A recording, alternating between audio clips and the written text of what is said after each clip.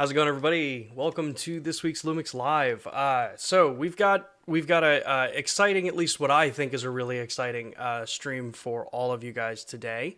Little bit of an interesting thing with today's particular stream. We are attempting to broadcast this out in 4K 60p. Because of some of the IP streaming updates that came with the BGH1, since that's what we use as our broadcast camera. So anything outside of a little bit later on when I actually show you guys the quality content that you see is going to be 1080p upscaled into 4K. Just because that's my monitors, that's usually what my ATEM is rated for. So, so far everything is all in the green, so we should be pretty good to go for this. I want to welcome everybody. If this is your first time on joining us for this Lumix Live platform, this is our weekly sessions that we do with content creators, with other team members here from Panasonic, where we just really kind of talk about everything from deep technical dives into products all the way into, some of the inspirational work that comes from different ambassadors, different photographers out there. And even like last week, where we did the community spotlight with Stephen Maddow. So we are definitely going to be continuing that, the community spotlight platform. So definitely, if you're active on social, make yourself seen on social by using all those fun hashtags, Lumix Moment, Next Level Lumix, all that kind of stuff. You can find it all out if you get subscribed to our emails and all that kind of stuff, for a chance to get featured on a future Lumix Live community stream.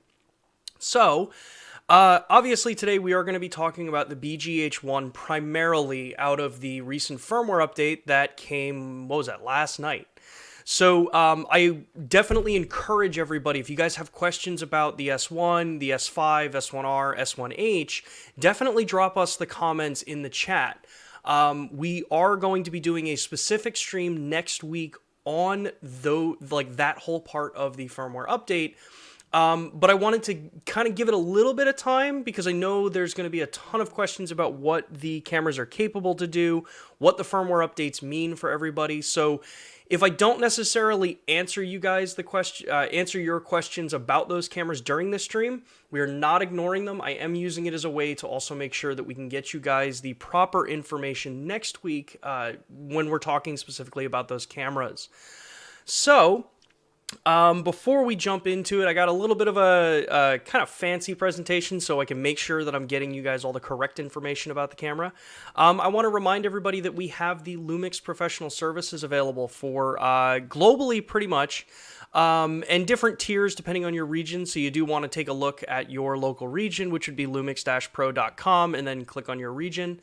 But here in the United States, we have the red tier, which is a free tier for anybody that wants to sign up for it. Get you 2-day, the platinum gets you 2-day turnaround time. The red level membership gets you the 3-year warranty, gets you a cool little member package with an ID card. Really kind of just solidifies getting you all of the content that you need so that if you have an issue with your camera, you've got one singular location that you can get it addressed with. If you're a more demanding user and you put your cameras through the test, there is the platinum level service. That is the one that is a paid service, but you get 2-day turnaround time, 20% off out of warranty repairs. You get sensor cleanings, all that kind of fun stuff. If you're in the US, you can use the QR code, jump over there, get yourself registered. I highly encourage anybody that is using Lumix cameras to get yourself at least on the red tier. It's free, but it gets you all of that in the system. If you ever decide you want to jump up, you can. So, now that we've got kind of that stuff out of the way, let's actually talk about this firmware update. So, like we said, there is a lot that is coming to the BGH1 by the end of this month. So, basically took some of yes, this is a PowerPoint slide, it's a presentation. I do work for a big corporation. But I wanted to give you guys all the kind of clear information as to what's actually coming in this update. And so, as you guys know, kind of like the main headline improvements that are coming with this is that you're getting that IP video streaming, which is up to 4K 60p. And the cool part is that this is going to support two different flavors of it. You're going to have H.265 HEVC compression as well as H.264 compression for the different codec choices. So depending on your platform, and I'll cover this a little bit later, you've got a wide variety of options available. Probably the biggest one for a lot of the more cinematic filmmakers out there that are utilizing the BGH1. We've now added a raw video output over HDMI, so that's Apple Prores Raw. That's going to give you, I'll cover what the actual resolutions and everything are in a little bit. So that's going to be through the Atomos Ninja 5 right now. There will be a firmware update that has to be done on the Atomos to support it. And obviously the firmware update on the camera. And then all the normal kind of stuff that goes along with it, making sure you got the right cables, all of that fun spec stuff. For any of you guys that are using multicam applications with the BGH1, there's also the Gen lock status display now. So in the initial release of the camera, you could trigger Gen lock to sync most any of the BGH1 cameras together and have them in that frame perfect sync. But there was missing the indicator on the screen. It's saying, hey, we're actually, linked in and ready to go with Gen lock. So that's been an added feature with that, which again was developed because of what the community was saying was missing in some of these products. It's kind of one of the threads that we at Panasonic really push with is if there are things that you guys are requesting, if it's something that we can implement, that the platform that you're asking us for, if it makes sense to put it in there, then we do take a look at it and take it into consideration. And then there's a couple other little things that were added, just kind of really quality of life improvements for the cameras. So I know I've seen on some of the forum posts, not just on the BGH1, but on some other cameras too, that after the last update where the camera held vertically would tag video vertically, that was always doing it. Now you have a toggle for it. So if you decide you want to film vertically, but you want to actually have it in landscape, you can still do that. You just have to toggle it in the menu. And then just some other kind of little things, if a cable gets unplugged, that kind of stuff. So talking about the IP streaming, because that is going to be probably the biggest thing that I can show you guys during this stream today. It's all around what you can do with a camera like this when you have to be able to place it on a network connected via LAN, Ethernet cable, and running it in locations where you might not be able to always access it. So this is what's tying in with the Lumix Tether for Multicam software, which we're going to take a look at in a moment. I apologize. FedEx just dropped some stuff off. My dog is barking over there if you hear it. Can the live stream slides be full size? Let me see, because I got a couple of monitors. Let me see if this wants to work. It usually kind of bugs out. Yeah, I'm not going to play with that at the moment just because it usually gets a little weird. The cool thing, though, is that these streams are recorded. So once we're done with this stream, you'll see it live posted right on the Lumix YouTube channel in the Lumix Live playlist. So you can always watch this on a larger screen later if you need. And that's one of the reasons why I also wanted to stream this in 4K. So some of the cool things about this, as I'm just checking in here with Jack, who is taking a look. Yes, the slides are not full size, I know. The IP streaming, there's a ton of flexibility with this and reasons why you'd want to use it. Obviously, for situations like how we record, where I go HDMI out into something like an A10 Mini, or the common capture cards you can get out in the market, a lot of that stuff is capped at 1080p. You're getting typically 1080p 60 frames per second, which is great. But in situations where you want high resolution, you want high frame rate, doing this over IP streaming gives you a lot more flexibility and a lot higher quality because you can send this out, as you can see on the chart thing here. You have that choice between H.265 or H.264. So, excuse me. So, yeah, I know this is an eye chart, but I wanted to make sure I got you guys the information there. So with 4K 60p, H.265 or H.264, you can get a signal out of this camera at 50 megabit per second, which if anybody knows anything about bitrate when it comes to streaming, the higher the bitrate, the better the quality the video is going to look. And also depending on the compression that you're using. If you're using H.265, you're going to get really good high image quality, but it is way more demanding on your system versus if you're using H.264. The demo I'm going to show you guys in a little bit, actually showing you the quality, is going to be done with H.265 sending out at that 25 megabit per second, because I have to balance sending a 20 megabit signal up to YouTube today. But also, as kind of a guideline, if you guys are interested in using these kinds of cameras for this kind of use case where streaming, that kind of platform is, YouTube has recommended ranges that it asks you to submit your content in for live streaming to get the best image quality. So you can see with 4K 60p streaming, you have to be somewhere between 20 to 51 megabit per second, which not everyone's going to have the capabilities to do that. But then you've got some other options there. So definitely have some nice flexibility. And the camera's going to be able to give you everything from 4K, 60p, 30p, Full HD at 60p and 30p, and HD at 60p and 30p. So the common digital frame rates that we're working with now. This also is what's kind of really unique about this, is that you also still have access to your SDI output while you're doing this and actually streaming the signal out, which I'll talk about in a few minutes. But also as a reminder, if you guys have particular questions about this update and everything that's in it, drop them in the chat, tagging at Lumix Cameras. Jack Salamanchuk is monitoring the chat today, so if you guys do have questions, he can try to answer them.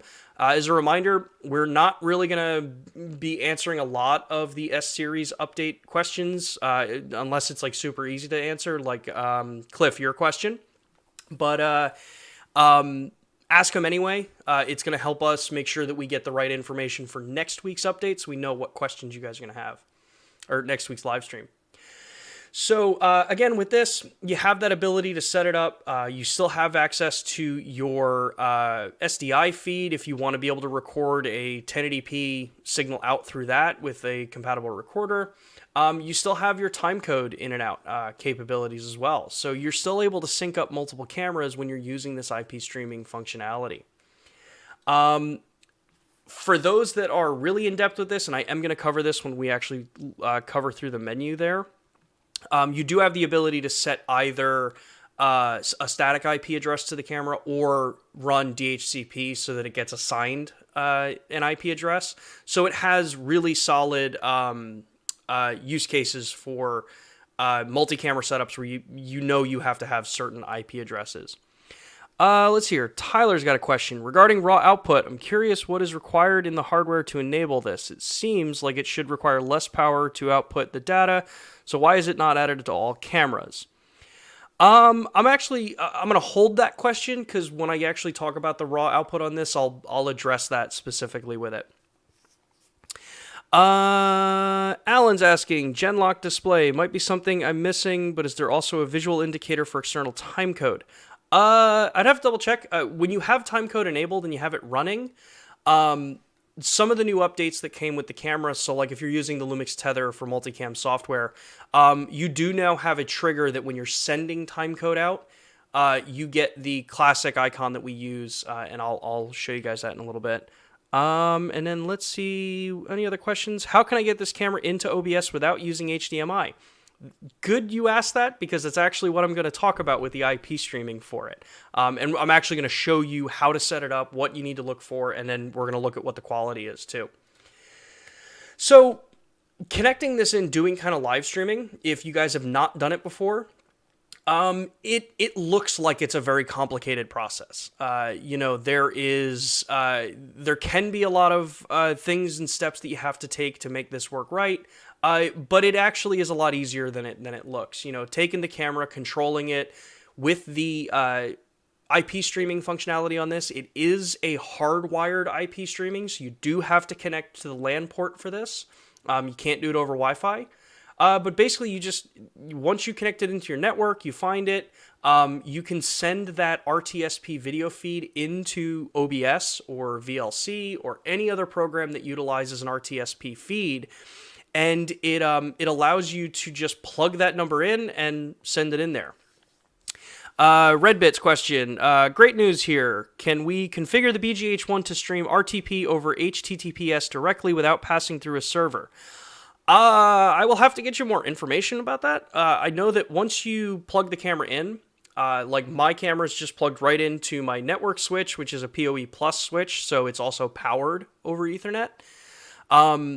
With the assigned IP address that I give the camera, I just plug the Rtsp feed into something like OBS or VLC or whatever, and it just shows up. If you're trying to send it out of your network, you would need some sort of VPN pipeline to get into the host network with it. But there's a couple clever solutions for that as well. So once you get it into something like an encoder or into OBS, then you can send it basically wherever you want, because the OBS is an example because that's what we use.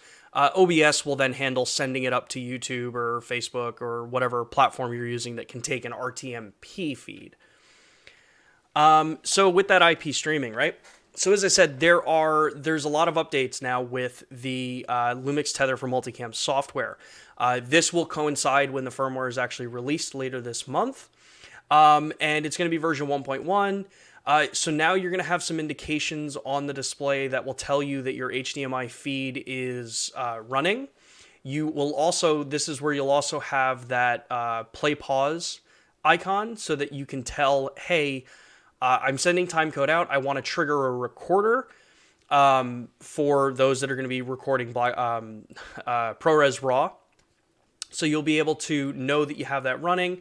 And then HDMI or SDI is displayed under the button now to tell you which output you're using there. So FC says, if the camera has an Rtsp server, can it be used as a security camera? Although it would be a very expensive security camera. Of course it can. I've actually, Matt Frazier and I have actually talked about this a lot.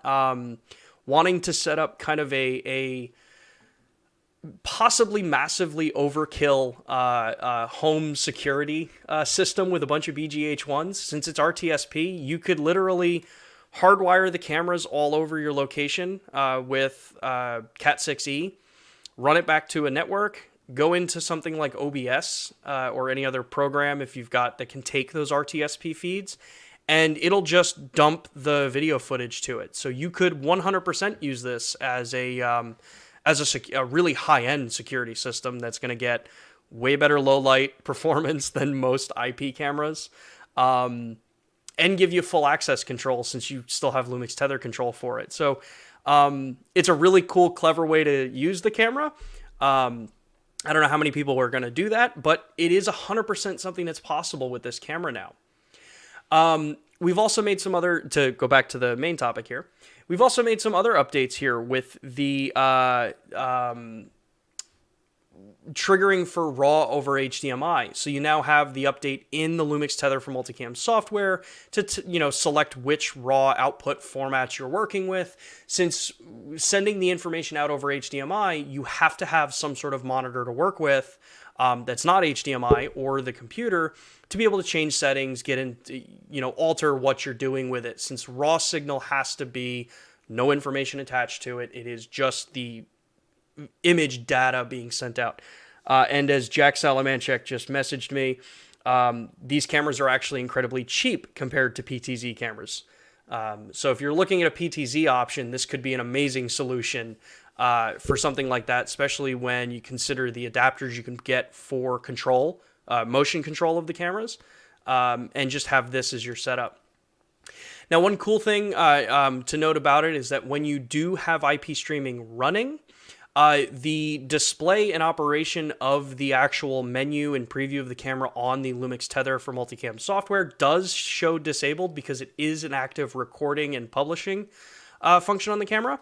So know that when you set it up, you're going to set your menu settings, things like that, but you still have some control over the camera for like ISO, white balance, things like that. See, Alan says vlog so you can color grade footage of burglars.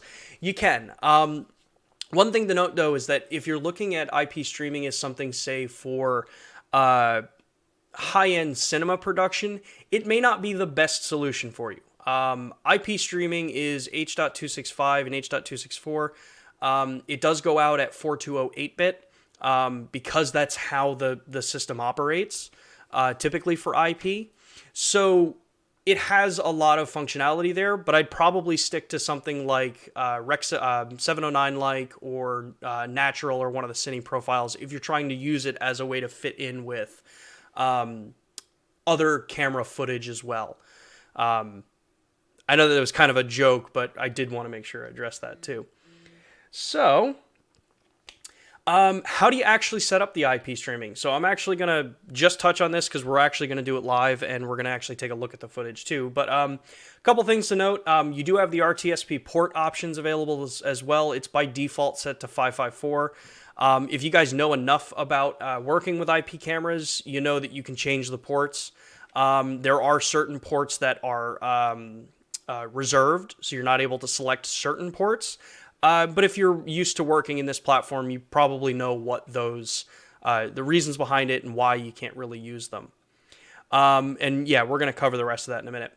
So when you're actually looking at the camera for something like this, there's a couple cool new additions to make sure you know that you're recording and sending this IP stream out. So one of the first ones is, and I know this is probably scaling up a little interesting here, but when you're connected with Lumix Tether or you're streaming, you're going to have the icon in the top right. That's the little like kind of network icon with a camera and monitor display there. So that's telling you how you're connected. When you're streaming, you're just going to have the network icon there. But then you're also now going to have the new little blue arrow that shows up on the display, which would be under your HDMI record out screen. When it's just standard arrow, that's telling you, hey, I'm ready to send it out for whatever service is going to actually access that Rtsp feed. And then when it is actually running on and actually being sent out, you get a blue frame indicator on the outside of the frame. So like a lot of us have the red frame indicator on cameras like the S1H. You'll now have a blue one that shows up that tells you, hey, I am IP streaming now with the camera. And the little kind of blue arrow also now gets the little Wi-Fi icons that go out the side. So some pretty cool indications on that. And then also the tally lamps will turn on when it's Rtsp streaming. So when you're actually sending that out, the tally lamp on the camera comes up. So it gives you a clear indication if you've got these cameras set up, say in like a studio, you'll know which cameras are streaming out that IP stream. So the part that I know a lot of people are probably really, really waiting to find out here. So the output for Prores Raw. Let's hear. Jokes, yeah, but we've used the SDI LUT features for our live streams at the moment and then record log on the HDMI. Yeah, so there's definitely things you can do there. So if you're doing 8-bit out over IP stream, you could still be doing the SDI stream out and do it that way. So there is still some flexibility, but IP streaming does add some other little challenges that we will actually cover when we get to that part. So for the raw output over HDMI, as we said, it's got Prores Raw out over HDMI into an Atomos Ninja 5. Very similar to what we're, as I smack the mic, very similar to what we're doing in the other cameras as well. So if you've got 4K 60p up to in the 17:9 aspect ratio, actually then can we apply a LUT to the RTMP feed or to the Rtsp feed? I'll have to check on that. I don't know. I know it'll send out the log file. I don't know if you can apply a LUT while you're sending it out. So with ProRes RAW, you've got 60 frames per second in 4K DCI. So you got 17:9. It's 5994, 2997, and 2398, all at 12-bit. You've got anamorphic 3.7K, so that's 4:3 aspect ratio in 60, 30, and 24p. As well as for those of you that work in the PAL regions, you've also got 50p at 4K DCI and 3.7K. And this is going to send out linear PCM audio, taking advantage of the high resolution capabilities as well, if you're using the XLR1 adapter in line with it. Couple things to note that we've talked about it before with other cameras as well, and I know anytime I mention HDMI cables, I get a lot of people, kind of giving me some for mentioning it. But HDMI cables, you want to, yes, there's the HDMI 2.0, 2.1 ratings, those kinds of things. you really want to make sure that you look at the gigabit rating for that cable. Since Raw over HDMI is not using the video pipeline, it's using the data side of it. So you want to make sure that that HDMI cable has enough data throughput for it. We recommend 18 gigabit per second bandwidth. So that is typically what you'll see rated as a quote unquote 8K cable. But yeah, it's usually just higher end cables. That makes sure that you're not going to run into issues with dropouts or corruptions, things like that from a cable. And then, the last thing here, just to cover before we actually show you guys how this works. Like we said, you now have that Genlock display that will come up on here, which will be right above your timecode display. That note about when a LAN cable gets unplugged for some reason or disconnected, the camera can detect when that's done, so the lamp will turn off. You get a little blue indicator lamp on the top, and then that vertical position thing there. So I think I've bored you guys enough with PowerPoints. I hate PowerPoints, but it's an easy way to get you guys information. As a reminder, if you guys have questions, drop them in the chat. I know you guys are doing that so far. But yeah, as I go through this, more questions you guys have, drop them in the chat. So let's actually take a look at, how do you actually do this on the camera? How do you actually set IP streaming up? So as you can see here, I am using the Lumix Tether for Multicam software. This is the 1.1 build, so this is the current one. And first thing you're going to do is you're going to actually just access the camera menu, which you have full access to here. You're going to go into the setup menu, then go into the in and out options here, and then you'll see LAN Wi-Fi. So depending on how your setup is actually going to be running and how many cameras you've got set up, whether or not you want to use DHCP or you want to use static, this is where you're going to set all of that information up. So you'll see here, if I click on LAN Wi-Fi settings, I have my camera set up as static IP, but you can click in here and you can change the IP addresses. I'm not going to click into it because I don't want to share my IP addresses. But you would click into this and you'd be able to either assign it its own custom static IP address or let DHCP client work, where your wireless router or router will assign the camera an IP address within your network. You're going to want to, once you set this up, if you're using DHCP, you're then going to want to go into network address display and make sure you write down what the IP address is of the camera. Because that's going to become critical in a few minutes to actually trigger this recording and get it running into something like OBS or whatever the solution is that you're going to use for it. The next thing you're going to do here is you're just going to go down into streaming setup. You'll see that I have this enabled already, but this by default is set to off. From here, just turn this on, and then it's ready to go. It's sending it's sending whatever signal you set in here. But under stream quality, you'll see here, we've got that 4K 60p 50 megabit per second. It's HEVC. You've got the 25 megabit per second in 60p, 25 and 12.5 in 30p. And then you drop down into the full HD options. So 20 megabit 60p, 60 megabit 60p, 12 and 6 for 30. And then you go down into your H.264 compressions. So roughly the same bit rates. Some are a little bit different, all the way down into 720p. So if you literally only need a 720p signal, you can also be sending out a 720p signal in 60 or 30 frames per second. Like I said before, for this particular demonstration, I'm going to be showing you guys the 25 megabit per second HEVC. And you'd basically look at these two different kinds of choices, HEVC or H.264, you would pick one over the other depending on, obviously, your network congestion, so how much throughput do you have on your network, but also, do you want a much higher quality look, or do you want more reliability in the connection?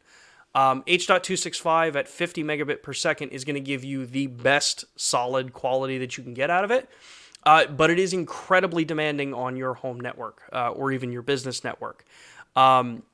It will be challenging. I can do 50 megabit per second on my network, but just to be cautious here, I'm going to only do 25. And then if you run into situations where you know that you're running into some stability issues, getting the signal out, you get it connected into your computer and you're running into some drop frames or some other issues, that's where maybe take a look at a lower bit rate or take a look at, changing over to H.264. All of these things are going to be so varied depending on your application of it, so I can't really give you guys a very clear recommendation. Hey, use this or use that. It takes a little bit of playing around with, and then you'll find the one that works best for you. Let's see what other kinds of questions we have in the chat there. So is it possible to do Wi-Fi streaming into OBS? So unfortunately, no. With the BGH1, the IP streaming has to be hardwired. One of the things that you can run into if a camera's not properly designed for it is Wi-Fi streaming. Your bit rates are always going to be much, much lower. And typically you end up having maybe not the ability to do 4K with it. You can probably do 1080. Like our camcorders, the X2000, they can do Wi-Fi RTMP streaming. So that would be sending a signal directly out to YouTube or Facebook. And we do have a Lumix Live on that as well.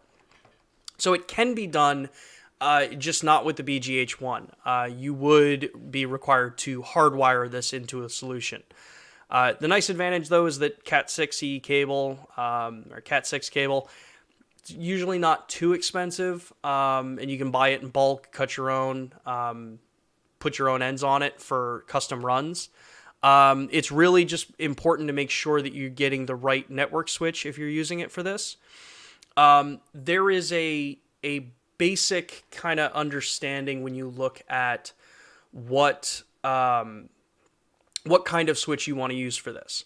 If you've not looked into this before, there are different tiers of switches. You have 100 megabit switches, you have gigabit switches, 2.5 gigabit, which I think that's the really rare one to find in a switch, up to 10 gig switches. If you're running, say, 12 cameras over IP streaming connected into a switch, you're going to want to make sure that you've got a 10 gig switch for something like that. You typically look at, I believe the industry is like a 70% rule for efficiency on network port. I could be slightly wrong on that. So if it's a gigabit switch, know that you probably actually have somewhere around 700 to maybe 800 on like a really high-end switch for actual available bandwidth.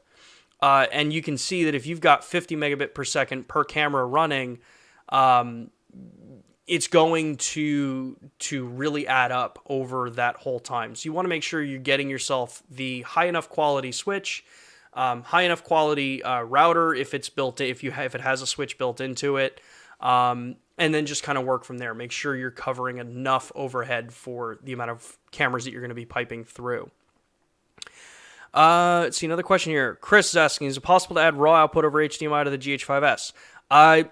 No idea. Unfortunately, we don't comment on other products or firmware update kind of things like that. We can take that request and bring it to the engineering team and see if it's something that's doable. I would envision that it might not be doable because there are some hardware differences that are involved with raw over HDMI. Which brings it back to that question before I go too far with this, because I said to you, Tyler, that I would actually address your question and then partially forgot. So regarding the raw output, Tyler's question was, is curious about the requirements in hardware to enable it. It seems like it should require less power to output the data, so why is it not added to every camera? So raw over HDMI isn't sending out a typical video feed that we're used to thinking with HDMI. And I think that's one of the points that a lot of people have a little bit of a disconnect with. Which one are you using? Why does this camera have it? Why does that camera not have it?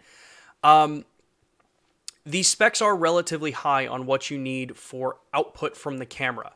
A lot of times cameras, in most cases, just don't have the correct HDMI port installed on them to output the required data over that connection. So you can run into some challenges where an older camera, even though the new technology is saying like, hey, look, we're all pushing towards ProRes Raw, and then with the S1H now with Blackmagic Raw on the S1H only, there are hardware requirements for that. So older cameras may just not have the hardware for it. So to backport it to an older camera, usually that's where the failure point is. Not being able, the camera was never built with that in mind to begin with, so it's a part that doesn't meet up to the spec to do it. So that kind of answers, I think, Chris's question, and hopefully that answers your question, Tyler.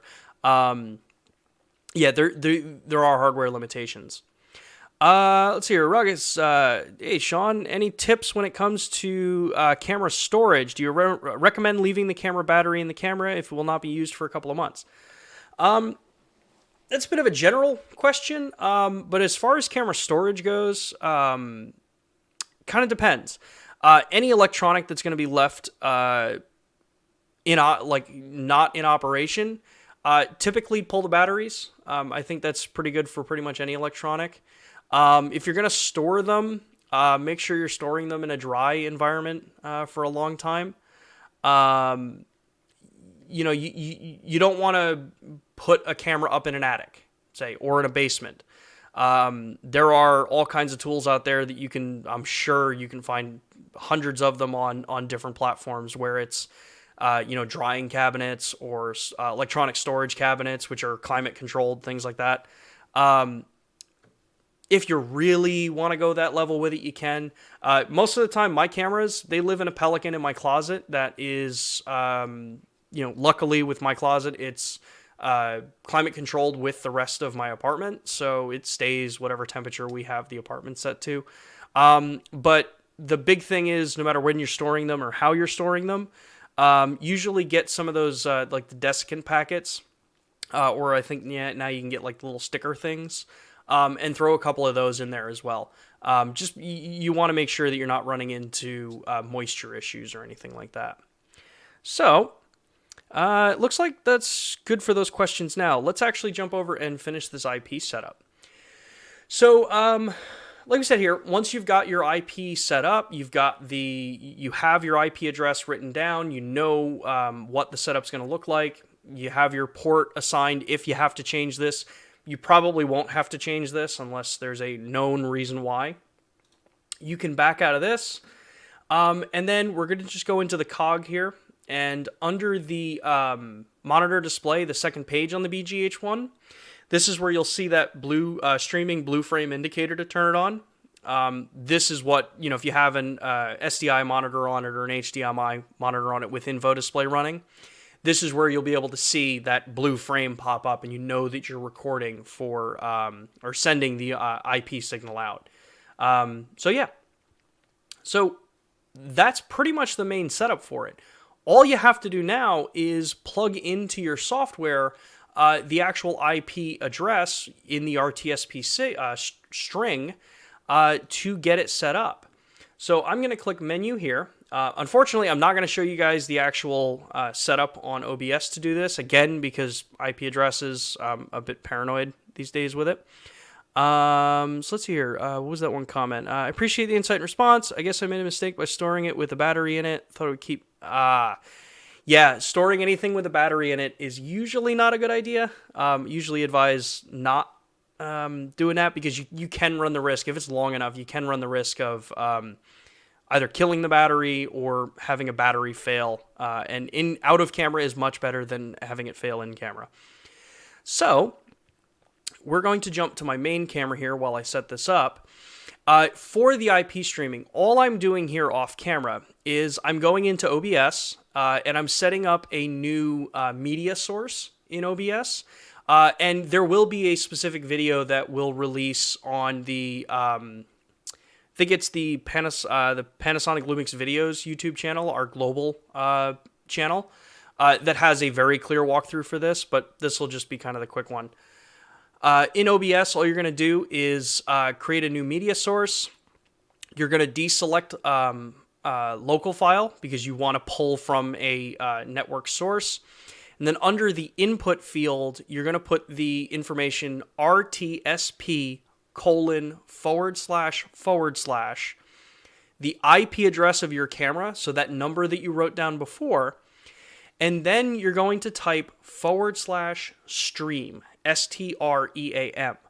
Once you do that, the IP stream is going to be sent out, and OBS is going to be the part that's actually watching for that and receiving the signal. If you're on a Windows computer, this is where you'd also select use hardware decoding when available. You want to try to maximize the use of GPUs for this kind of thing. It helps kind of level out your system so you're not pinning your CPU for this kind of stuff. If you're on a Mac, I don't think you have that solution to select it because of the way they integrate anyway. So you shouldn't have to worry about it on a Mac, but on a PC, make sure you're doing hardware decoding where available. Now, once I click OK, you're going to see the, we're going to actually go to this screen, and you'll see that notice come up on the preview screen that you see for Lumix Tether for multicam. So I clicked OK. Now you see that it says preview image of this camera cannot be displayed because streaming is being carried out. That means that that IP stream is now pushing into OBS, even though it's not an active stream right now. But I still have access to my shutter angle, my ISO, my color style here, focus modes, metering modes, things like that, and my white balance. Some things here you notice are disabled now. So motion picture rec quality is no longer visible in this menu because it overrides and uses what the IP streaming setup is running for. So from here, what we're going to do is I'm going to jump over and we're going to show you guys what the IP stream looks like. So this is the IP stream. We're running 4K 60p out over IP stream through my router into OBS, and we've got everything connected running here. Some of the cool things to see is just how much sharper this footage is going to look. If you're viewing this on 4K, you'll be able to jump back and forth and see those differences.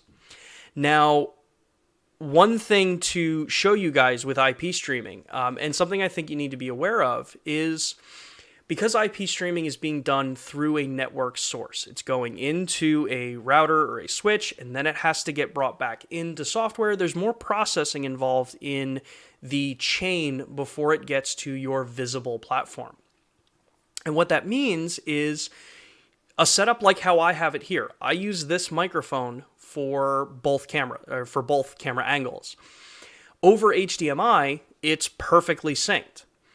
But over IP, using an external microphone that's not in the chain with the video signal, you have to be aware that there will be a delay difference if you're comparing direct from HDMI to IP streaming.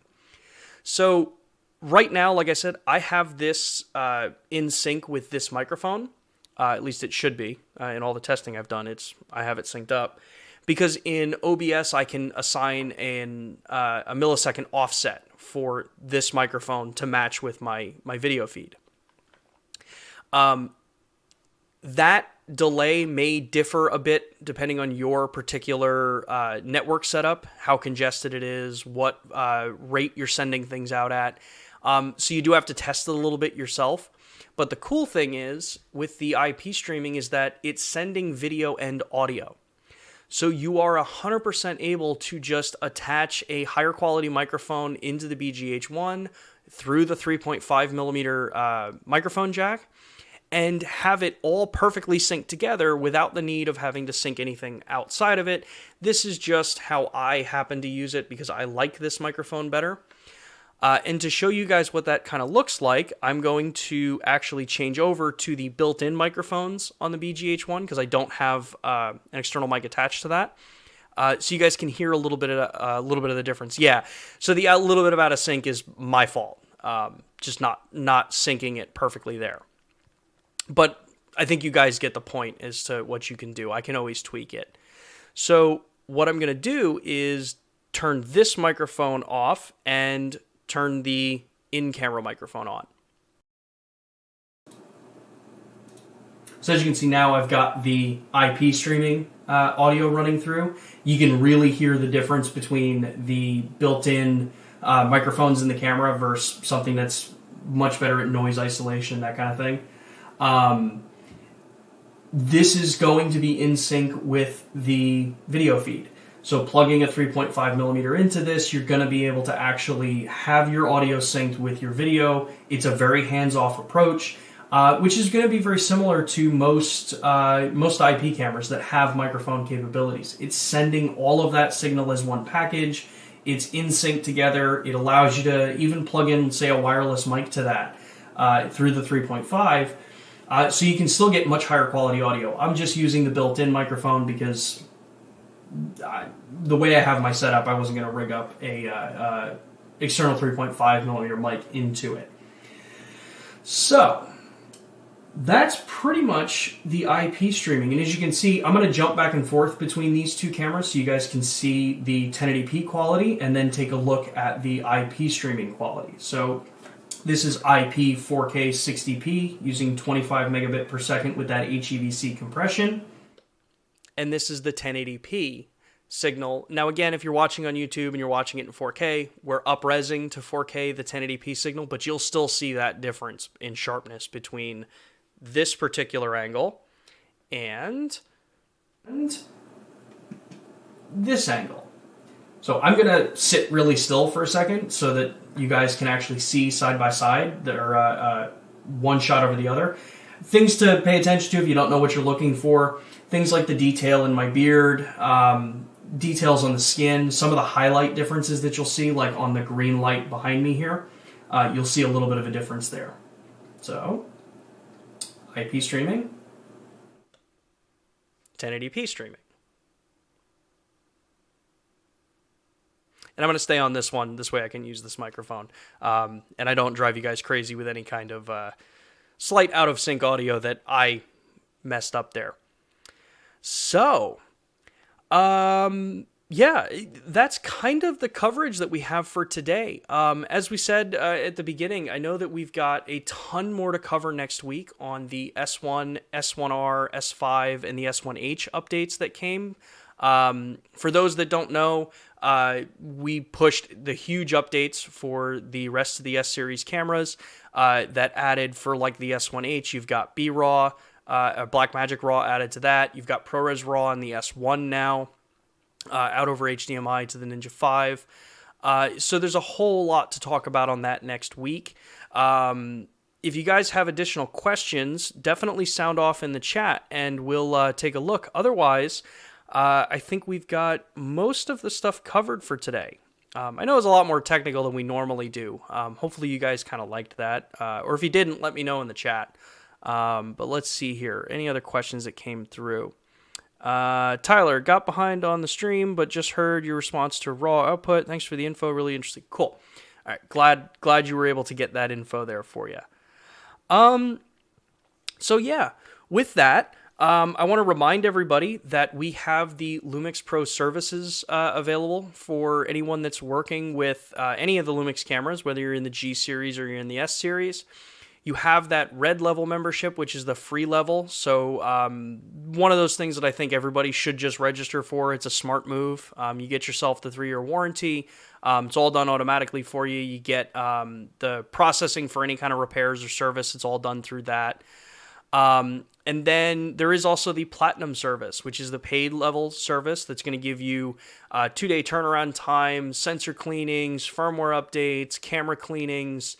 You get a cool welcome package that's got a Peak Design sling strap that's got Lumix badging on it. Some other really cool stuff there as well, and that 20% off warranty repairs. So if you're in the US, you can use the QR codes that are on the two slides that are coming up here.